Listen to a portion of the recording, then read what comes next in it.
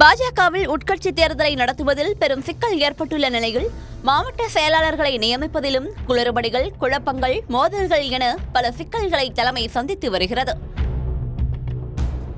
பாஜகவை பொறுத்தவரை 234 சட்டமன்ற தொகுதிகள் 67 மாவட்டங்களாக பிரிக்கப்பட்டுள்ளன.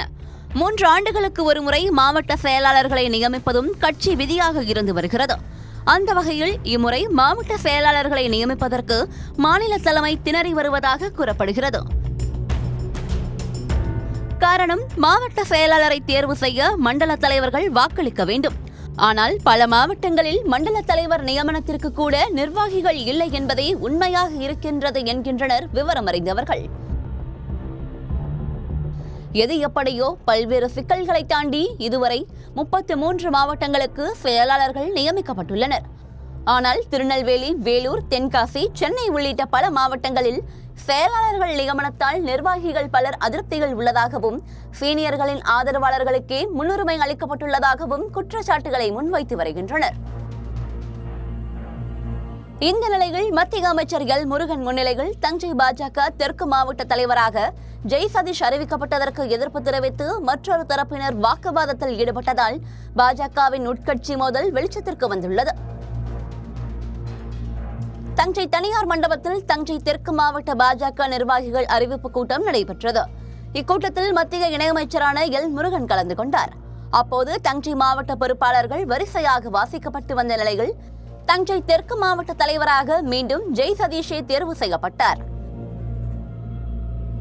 தஞ்சை தெற்கு மாவட்ட பாஜக தலைவர் போட்டிக்காக தஞ்சையை சேர்ந்த ஜெய் சதீஷ், ஒரத்தநாடு கர்ணன், உஞ்சிய விடுதி துரை, கண்ணுக்குடி துரைமுருகன் ஆகியோர் போட்டியில் இருந்தனர். ஆனால் ஏற்கனவே மாவட்ட தலைவராக இருந்த ஜெய் சதீஷையே நியமித்ததால் அதற்கு எதிர்ப்பு தெரிவித்து எதிர்த்தரப்பினர் மத்திய இணையமைச்சர் முன்னிலையில் கடும் வாக்குவாதத்தில் ஈடுபட்டனர். முதலில் கதிரவன் என்பவர் கோஷத்தை எழுப்பி எதிர்ப்பை தெரிவிக்க, அவரை தொடர்ந்து மற்றவர்களும் எதிர்ப்பை பதிவு செய்தனர்.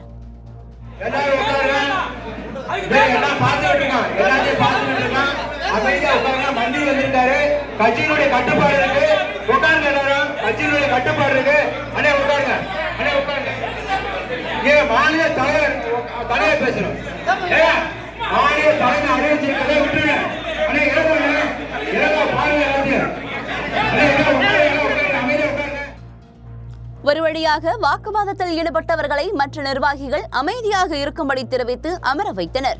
இதன் காரணமாக சுமார் 5 நிமிடம் அங்கு பரபரப்பான சூழ்நிலை காணப்பட்டது.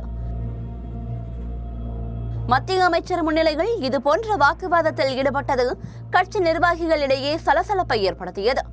இப்படி மாவட்ட செயலாளர்கள் நியமனத்தில் அடுத்தடுத்து மோதல்கள் வெடித்து வருவதால் டெல்லி தலைமை எடுக்கப் போகும் முடிவு என்ன, மாநில தலைமை என்ன பதில் சொல்லப் போகிறது என்பதை பொறுத்திருந்துதான் பார்க்க வேண்டும்.